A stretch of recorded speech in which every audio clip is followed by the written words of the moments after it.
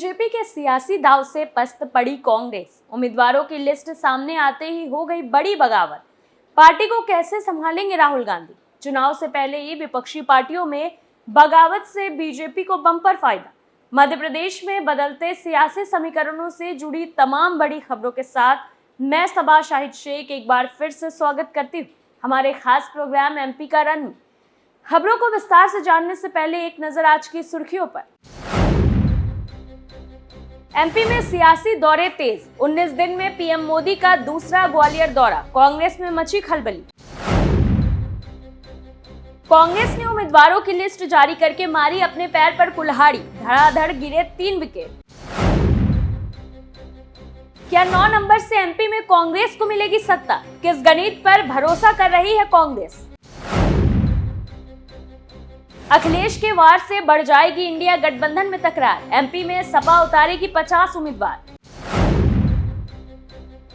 मुस्लिमों के नाम पर राजनीति ठीक, लेकिन मुस्लिम नेताओं को टिकट देने से क्यों बच रही पार्टियां? पहली खबर में बात करेंगे पीएम मोदी के ग्वालियर दौरे की, जिससे कांग्रेस की बेचैनी बढ़ गई। दरअसल ग्वालियर में 19 दिन में दूसरी बार देश के प्रधानमंत्री नरेंद्र मोदी आ रहे हैं। इस बार वो ग्वालियर के ऐतिहासिक किला में मौजूद सिंधिया स्कूल के 125वें स्थापना दिवस समारोह में शामिल होने आ रहे हैं। ये समारोह 21 अक्टूबर को होगा। कार्यक्रम को लेकर तैयारियां शुरू हो गई। इस कार्यक्रम में प्रधानमंत्री नरेंद्र मोदी बतौर अतिथि शामिल होंगे। पीएम मोदी करीब 2 घंटे तक किले पर रहेंगे। कार्यक्रम में विद्यार्थियों और उनके अभिभावकों को कार्यक्रम शुरू होने से करीब 1 घंटे पहले QR कोड के जरिए एंट्री मिलेगी।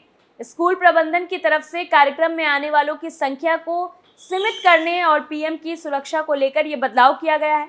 जिला प्रशासन और पुलिस ने पीएम मोदी के आगमन को लेकर तैयारी शुरू कर दी है। किले के अभेद सुरक्षा में बदल दिया जाएगा।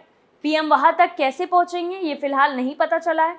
सिंधिया स्कूल फोर्ट के 125वें स्थापना दिवस समारोह में साल भर अलग अलग क्षेत्रों में स्कूल का नाम रोशन करने वाले छात्रों को पुरस्कार प्रदान करेंगे। इस समारोह में मुख्य रूप से प्रदेश के राज्यपाल मंगू भाई पटेल, मुख्यमंत्री शिवराज सिंह चौहान, केंद्रीय मंत्री नरेंद्र सिंह तोमर, केंद्रीय मंत्री ज्योतिरादित्य सिंधिया, तकनीकी विज्ञान मंत्री doctor Jitendra Singh, Scindia education society के अध्यक्ष RS पवार भी शामिल। इसी क्रम में दूसरे दिन 22 अक्टूबर को पूर्व छात्राओं के लिए कार्यक्रम होगा। स्थापना दिवस समारोह को देखते हुए इन दिनों स्कूल में तैयारियां जोरों पर चल रही है। पुलिस ने किले पर लगातार चेकिंग अभियान चलाए हैं। पीएम की सुरक्षा में कोई चूक न हो जाए, इसके लिए पूरे किले को सुरक्षा के घेरे में ले लिया गया है। जमीन के साथ ही हवा से भी ड्रोन के जरिए नजर रखी जाएगी। SPG की टीम 3 दिन पहले ग्वालियर पहुंचेगी और किले को अपनी निगरानी में ले लेगी, जिससे सुरक्षा को और पुख्ता किया जा सके। पीएम के ग्वालियर किले पर पहुंचने से पहले ही पुलिस इसे अवैध कर देगी और किले के मुख्य गेट से ही प्रवेश देना बंद होगा, जिससे पीएम की सुरक्षा में किसी तरह की चूक ना हो। दूसरी खबर में बात करेंगे कांग्रेस के अंदर छिड़ी बगावत की। दरअसल अगले महीने होने वाले विधानसभा चुनाव के लिए कांग्रेस ने उम्मीदवारों की पहली लिस्ट जारी कर दी। लिस्ट जारी होने के बाद एमपी कांग्रेस में बगावत की आवाज बुलंद हो गई है। टिकट नहीं मिलने के बाद कई कांग्रेस नेताओं ने राज्य भर में पार्टी छोड़ दी है, जबकि कुछ ने पार्टी को सबक सिखाने का संकल्प ले लिया है। जिला पंचायत सदस्य और कांग्रेस नेता शारदा खटीक ने सागर जिले के नारियोली से टिकट मांगा था, लेकिन कांग्रेस पार्टी ने उन्हें टिकट नहीं दिया। इसके बाद शारदा खटीक ने पार्टी से इस्तीफा दे दिया है।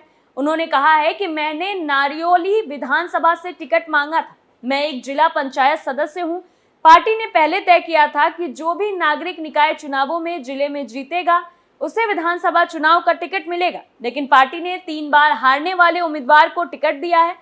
मैंने नारियोली का दौरा किया है, जनता मुझे चाहती है, लेकिन फिर भी पार्टी ने मुझे टिकट नहीं दिया है, इसलिए मैं पार्टी से इस्तीफा दे रही हूं। दूसरी तरफ कांग्रेस पार्टी के एक पूर्व विधायक यदवेंद्र सिंह ने सतना जिले के नागौद विधानसभा क्षेत्र से टिकट नहीं मिलने पर पार्टी से इस्तीफा दे दिया और बहुजन समाज पार्टी में शामिल हो गए। सिंह ने अपने समर्थकों के साथ भोपाल में BSP राज्य कार्यालय में पार्टी के प्रदेश अध्यक्ष रमाकांत की उपस्थिति में BSP की सदस्यता ली। उन्होंने कहा है कि कांग्रेस नेता दिग्विजय सिंह ने मुझसे कहा कि मुझे चुनाव की तैयारी करनी चाहिए, इसलिए मैं दिल्ली और भोपाल आया और फिर इस तरह से मेरे साथ अन्याय किया गया है। मैंने सभी को फोन किया, लेकिन किसी ने मेरा फोन नहीं उठाया, इसलिए मैं BSP में शामिल हो गया। उन्होंने कहा कि 2018 में पिछले विधानसभा चुनाव के दौरान वो केवल 635 मतों से चुनाव हार गए थे। इससे पहले कांग्रेस के 144 उम्मीदवारों की अपनी पहली सूची जारी करने के कुछ घंटों बाद ही पार्टी के पहला झटका लग गया। कांग्रेस मीडिया विभाग के उपाध्यक्ष अजय सिंह यादव ने पिछड़े वर्ग के लोगों के साथ अन्याय का हवाला देते हुए उन्हें अपने पद से इस्तीफा दे दिया।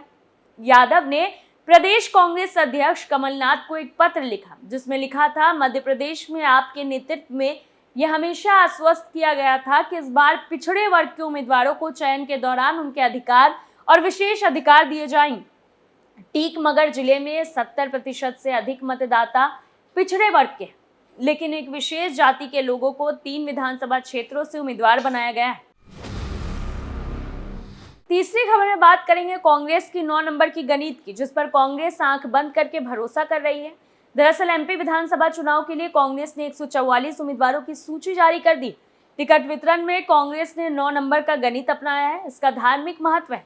कांग्रेस का 9 नंबर वाला फॉर्मूला क्या है? दरअसल मध्य प्रदेश चुनाव में कांग्रेस पार्टी ने नवरात्र के पहले दिन 9:09 पर 144 उम्मीदवारों वाली पहली सूची जारी की। कांग्रेस की तरफ से सूची जारी होने के बाद बताया गया कि ग्रह नक्षत्र चौघड़िया अंक ज्योतिष और फलित ज्योतिष के शुभाशुभ योग में अपने चुनाव अभियान की शुरुआत की है। पार्टी ने कहा कि वैदिक पंचांग के अनुसार आज जिस शुभ योग में कांग्रेस ने चुनावी रणभूमि में अपने प्रत्याशी उतारे हैं, उससे बीजेपी और बाकी विपक्षियों पर कांग्रेस ने आज ही मनोवैज्ञानिक और आध्यात्मिक बढ़त हासिल कर ली। कांग्रेस के पक्ष में पहले से बना सरकार बनाने का प्रबल योग संयोग ग्रहों की दशा और गोचर से कई गुना बढ़ जाता है। मध्य प्रदेश में बेहद मजबूती और हर छोटी बड़ी सावधानियों को ध्यान में रखकर चुनावी मैदान में उतर रही है। कांग्रेस ने शक्ति स्वरूपा मां दुर्गा की आराधना पर्व की शुरुआत के साथ अपने उम्मीदवारों को मैदान में उतारकर अपराज्य इच्छा शक्ति का परिचय दिया है। ये शक्ति बीजेपी के श्राद्ध पक्ष के उम्मीदवारों को आसानी से परास्त करेगी। कांग्रेस पार्टी ने कहा कि बीजेपी ने जब श्राद्ध पक्ष में अपने 9 उम्मीदवारों की सूची जारी की थी, तभी से बीजेपी पर नास्तिक होने और अशुभ योग में चुनाव मैदान में उतरने की सुगबुगाहट शुरू हो गई थी। कांग्रेस ने इस मुकाबले नवरात्र के शुभ योग को चुनकर अपनी जीत की संभावना को प्रबल कर लिया है। ज्योतिषीय गणना के आधार पर पार्टी सूत्रों ने दावा किया कि सूची के 144 नामों में से ही कांग्रेस लगभग 126 सीटों पर जीत हासिल करेगी। कांग्रेस इस चुनाव में 171 से अधिक सीटें जीतने की रणनीति के तहत काम कर रही है। कांग्रेस को इस चुनाव में कितनी सीटें मिलेगी, ये फैसला तो 3 दिसंबर के दिन होने वाले मतगणना के साथ होगा। गौरतलब है कि कांग्रेस इस बार सॉफ्ट हिंदुत्व के रास्ते पर आगे बढ़ रही है। ऐसे में टिकट वितरण में भी धर्म की नीति को अपनाया है। चौथी खबर में बात करेंगे इंडिया गठबंधन में पड़ी फूट की। दरअसल प्रधानमंत्री नरेंद्र मोदी के खिलाफ विपक्षी गठबंधन इंडिया एकजुट है और 2024 में भारतीय जनता पार्टी को सत्ता में आने से रोकने के लिए हर संभव कोशिश में। लेकिन 5 राज्यों के विधानसभा चुनाव में इंडिया गठबंधन के घटक दल एक दूसरे के खिलाफ ताल भी ठोक रहे हैं। मध्य प्रदेश चुनाव को लेकर कांग्रेस के बिग बॉस वाले रवैये से अखिलेश यादव नाराज। समाजवादी पार्टी ने अपने मन की बात कांग्रेस के सीनियर नेताओं को भी बता दिया है। अखिलेश के बदले हुए तेवर के बाद कमलनाथ अब डैमेज कंट्रोल करने में जुट गए हैं, लेकिन सपा अब 50 सीटों पर अपने उम्मीदवार उतारने की तैयारी में जुटी है। मध्य प्रदेश के पूर्व मुख्यमंत्री और पार्टी के प्रदेश अध्यक्ष कमलनाथ ने कहा कि अभी बातचीत जारी है। उन्होंने कहा कि अखिलेश यादव भी बीजेपी को हराना चाहते हैं और कांग्रेस का लक्ष्य भी यही है। कमलनाथ ने कहा कि इंडिया गठबंधन लोकसभा चुनाव के लिए बना है। एमपी में सीटों को बंटवारे को लेकर कांग्रेस और सपा के बीच महीने भर से बातचीत चल रही है, लेकिन नतीजा अब तक 0 रहा। कांग्रेस पार्टी ने 144 उम्मीदवारों की लिस्ट जारी कर दी। इनमें से कुछ ऐसी भी विधानसभा सीटें हैं जिन पर समाजवादी पार्टी का दावा था। अखिलेश यादव चाहते थे कि इन सीटों पर उनका पार्टी का नेता चुनाव लड़े। कांग्रेस की लिस्ट आने के बाद समाजवादी पार्टी ने भी 9 उम्मीदवारों की अपनी लिस्ट जारी कर दी, जिसमें 4 सीटें ऐसी हैं जिनमें सपा और कांग्रेस दोनों ही प्रत्याशी उतार रखे हैं। भांडेर, राजनगर, बिजावर और कटंगी सीट शामिल। इस तरह से सपा और कांग्रेस एक साथ मिलकर चुनाव लड़ने के बजाय इन सीटों पर एक दूसरे से 2-2 हाथ करते हुए नजर आएंगे। इतना ही नहीं, सपा ने मध्य प्रदेश में पूरे दमखम के साथ चुनावी रण में उतरने की स्ट्रेटजी बनाई है। अखिलेश यादव ने समाजवादी पार्टी के नेताओं के साथ मीटिंग की, इस बैठक में कांग्रेस के साथ रिश्तों को लेकर भी चर्चा हुई। अखिलेश ने इस मीटिंग में कहा कि ताली एक हाथ से नहीं बल्कि दोनों हाथों से बजती है। बैठक में मौजूद पार्टी के एक नेता ने बताया कि एमपी में सीटें नहीं छोड़े जाने से अखिलेश यादव बेहद नाराज हैं।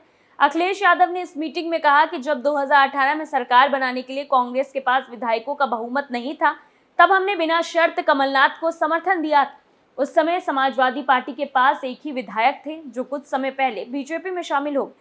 समाजवादी पार्टी के नेता कांग्रेस से नाराज चल रहे हैं। इनका कहना है कि रिश्तों को बेहतर करने के लिए कांग्रेस को समझदारी से काम लेना चाहिए था। अखिलेश यादव के एक करीबी नेता ने कहा कि यूपी में कांग्रेस से सीटों के तालमेल के समय क्या हमारा भी वैसा ही व्यवहार होना चाहिए। उन्होंने कहा कि विपक्षी इंडिया गठबंधन की कामयाबी के लिए कांग्रेस को बिग बॉस वाला व्यवहार छोड़ना पड़ेगा। पांचवी और आखिरी खबर में बात करेंगे कि आखिर क्यों पार्टियां मुस्लिम चेहरों को उम्मीदवार नहीं बनाना चाहती है। दरअसल तमाम राजनीतिक दल अल्पसंख्यकों के कल्याण को लेकर बड़े बड़े दावे और वादे करते हैं, लेकिन जब राजनीति में उन्हें हिस्सेदारी देने की बात आती है तो चुप्पी छा जाती है। मध्य प्रदेश विधानसभा चुनावों में भी ये सच होता दिख रहा है। सूबे में अब तक राजनीतिक दलों ने अपनी लिस्ट में कुछ नामों को छोड़कर मुस्लिम समुदाय के सदस्यों को शामिल नहीं किया है। कांग्रेस की 144 उम्मीदवारों की पहली लिस्ट में समुदाय से केवल एक उम्मीदवार है। वहीं भाजपा की अब तक की 4 सूचियों के कुल 136 उम्मीदवारों में कोई भी मुस्लिम कैंडिडेट नहीं है। बहुजन समाज पार्टी, आम आदमी पार्टी और समाजवादी पार्टी के उम्मीदवारों की अब तक घोषित सूची में भी ऐसा ही कुछ देखने को मिला है। बसपा ने 73 उम्मीदवारों में से एक मुस्लिम कैंडिडेट को टिकट दिया है। आम आदमी पार्टी ने अपने 39 उम्मीदवारों में से 2 मुस्लिम कैंडिडेट को टिकट दिया है। वहीं सपा ने अपने 9 उम्मीदवारों में से किसी भी मुस्लिम को टिकट नहीं दिया है।